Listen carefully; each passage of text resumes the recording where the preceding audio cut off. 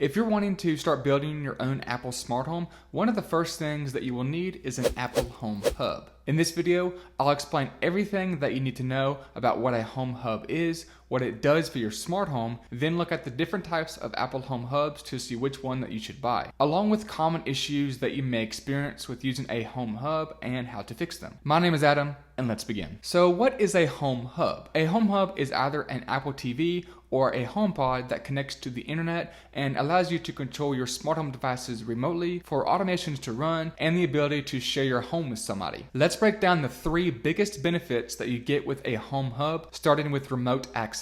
As you can tell, I'm using my cell data and not on my home network. And in the Home app, you can view the status of all your devices that support HomeKit, Matter, and Thread, like see if a device is on or off, and control them remotely. This includes the ability to turn on or off smart plugs, lights, controlling the thermostat, and more. So if you had a smart plug that was on a lamp, then you could see that it may be left on while you're away, and then you can turn off the smart plug remotely, or just ask Siri to turn it off. With cameras, you're able to view the live feed remotely and view past recordings if the camera supports HomeKit Secure Video, Apple's cloud video recording service. All of your footage is encrypted locally on your Home Hub, then uploaded securely to iCloud for remote viewing. The best part about having a Home Hub is that it gives you the ability to create automations to automatically have your devices be a certain way that you like. Automations can run based on 4 different triggers. Like at sunrise, blinds could open to let the light in, and at night they could automatically close back. When you arrive home, your lights could automatically turn on and your smart lock can unlock. This way you will not have to do it manually. And another example is when a TV is turned on, then a latch strip behind the TV could automatically turn on to a blue color. There's a vast amount of automations that you can create, and it really makes having a smart home fun. If you have a spouse or somebody that you want to have access to control your devices,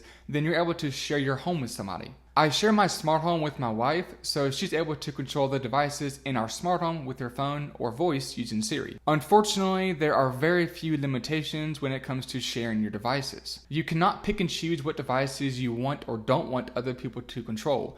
Like if you have kids or guests that come over, you may not want them to have access to control all your devices, and you're not able to share a specific room or a specific device. You can limit what access they have for controlling locks and viewing cameras, but that's about it. Without a Home Hub, you can still add accessories to the Apple Home app that support Apple Home, but you will only be able to control them when your phone is nearby the device and connected to the same Wi-Fi network as the device. When you're away, all of your devices will say no response and will be unresponsive until you're back nearby them. And you also will not have the ability to run automations, which is one of the best parts about having a smart home. Now, if you do have a device that supports Matter, a new smart home standard, then you will need a HomeKit hub to work with the Home app, as Matter devices will not work without a Home Hub. Also, if you are using a device that supports Thread, a faster connection type, you will need a Thread border router in order to use the Thread protocol, which can either be a HomePod or an Apple TV. Otherwise, the device will default to the slower connection of Bluetooth. To see the status of your Home Hub, open the Home app, then tap the Home icon. On the top right, tap these 3 dots,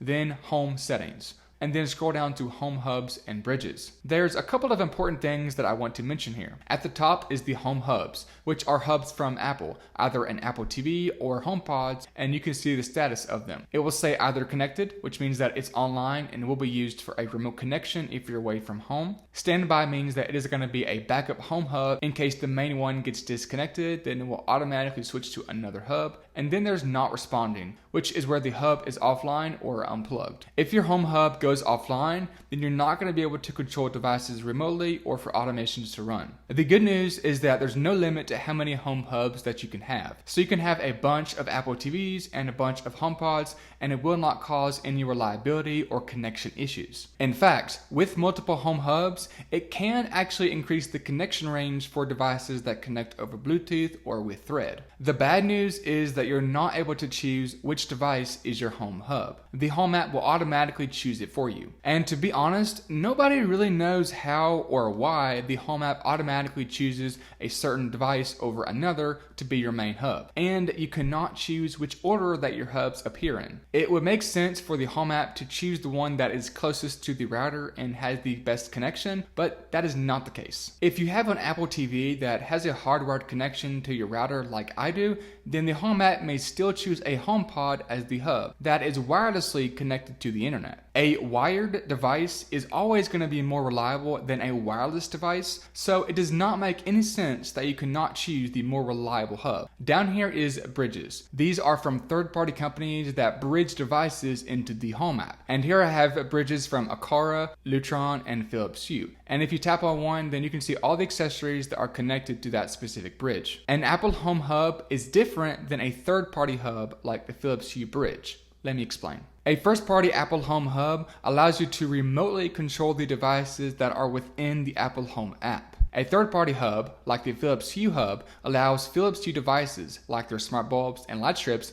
to work with HomeKit, or inside the Apple Home app, and does not allow for remote access from the Home app or for automations to run. You can still control them remotely from a manufacturer's app, in this case the Philips Hue app, but you cannot control them remotely from the Apple Home app, which is a centralized app that brings all your devices from different manufacturers to work together in one app. If you have a third-party bridge, you will still need an Apple Home hub to control the devices remotely and for your automations to run. Now, with all this being said, there are 3 different devices that can be your Apple Home hub. That's an Apple TV, a HomePod, and a HomePod mini. So which one should you choose when you're first starting out to build your own smart home? Well, let's break down each one of the hubs to see which one is right for you, starting with the most affordable home hub, the HomePod mini. The HomePod mini is a $99 smart speaker by Apple that has incredible sound for just being a tiny speaker, and makes playing music a breeze with handoff and using AirPlay. With multiple HomePods, you're able to manage playback on all of them from the control center on your iPhone or your iPad. A HomePod mini is great for smaller areas or rooms like a living room, bathroom, bedroom, or small kitchens. I have HomePod minis all throughout my house. And for rooms like a bathroom and a kitchen, I'm using this 3D printed wall plate to keep the HomePod off the counter and from getting wet. I'll leave a link down in the description below if you want to pick up one of these. The HomePod mini also has Siri built in, so you're able to ask her things like what's the weather, make phone calls, run Siri shortcuts, play music, and control your smart home devices and run automations. The full-size HomePod is $299, the most expensive home hub. That has the same features as the $99 HomePod mini, except the full-size HomePod has louder and higher quality audio with deeper bass, and it's a good choice if you're an audiophile. The full-size HomePod is good for larger areas like in a living room, or maybe in a kitchen too if you have a large kitchen. The HomePods are perfect for being a stereo pair for an Apple TV to create an immersive audio experience. Both HomePods have Thread built in and can be used as a Thread-bordered router if you're wanting to pick up devices that are compatible with Thread.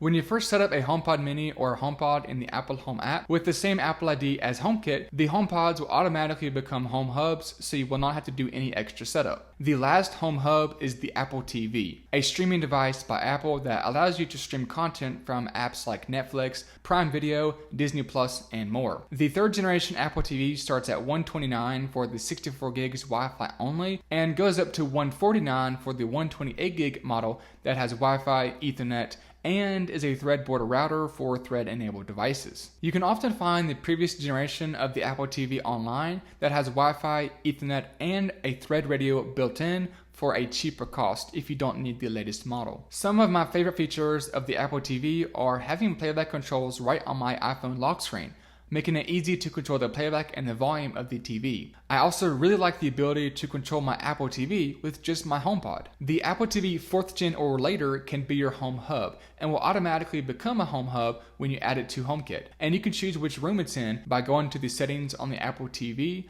select AirPlay and HomeKit, and scroll down and select room, then choose a room or add it to a new room. I've made a video showcasing many hidden features of the HomePod and the Apple TV, which I will also leave linked down below in the description. I also want to mention that technically the iPad can be a home hub when it's powered on and connected to the internet, but it's not supported in the new, more reliable and more efficient home architecture, which is available as a separate upgrade in the Home app and is needed specifically for Matter-enabled devices to work. Plus, I would not recommend using an iPad as your home hub because if the battery dies, then your home hub is going to be offline. Yes, you can keep it always plugged in, but Apple is phasing the iPad out for devices that are always plugged in and more reliable, like the HomePod or the Apple TV. Now that we know all the differences between the Home Hub, which one should you buy first? Well, honestly, it comes down to, do you want first a streaming device or a smart speaker? Both devices will allow you to use Thread and Matter-enabled devices, so there's no loss there. As far as reliability goes, the Apple TV is technically the most reliable home hub since it can have a hardwired connection straight to your router. But if you get a HomePod mini as well, then it does not really matter at the end of the day because the Home app will automatically choose your home hub for you for whatever reason. So yes, this means that the Home app could choose the less reliable device to be your home hub. That doesn't make any sense at all. If I was starting my own smart home from scratch, I would personally go with the Apple TV, just because I often watch TV shows or movies, and the Apple TV provides a great easy to use experience, and I use it more often than I use the HomePods. If you're heavily into music, then the HomePods will be a great choice as well. Now that we have looked at all the home hubs, what are some common issues that you may experience and how do you fix them? One of the most common issues is seeing the no response message in the Home app for all of your devices. When you see this message on one device only, it means that the device is either offline or unplugged. If you see this message on all of your devices, then it means that either you don't have a home hub, or the home hub is down, or the internet is down at your house or another location, or the home hub is just having connection issues. The easiest fix to this is to just restart your internet, and if that does not work, then just restart your home hubs from either the Home app or by unplugging them and waiting a few seconds and then plugging them back in. I'll leave a link down below with more troubleshooting methods. Overall, an Apple Home Hub is one of the most important devices that you can have in your Apple smart home. With the ability to control devices remotely, for automations to run, and the ability to share your HomeKit home with somebody, an Apple Home Hub really makes the smart home experience worth it. If you want to know more about HomeKit and how it works, check out this video right here. And if you have any questions about HomeKit hubs, drop them in the comment section down below. Thank you for watching this video, and I'll see y'all in the next one.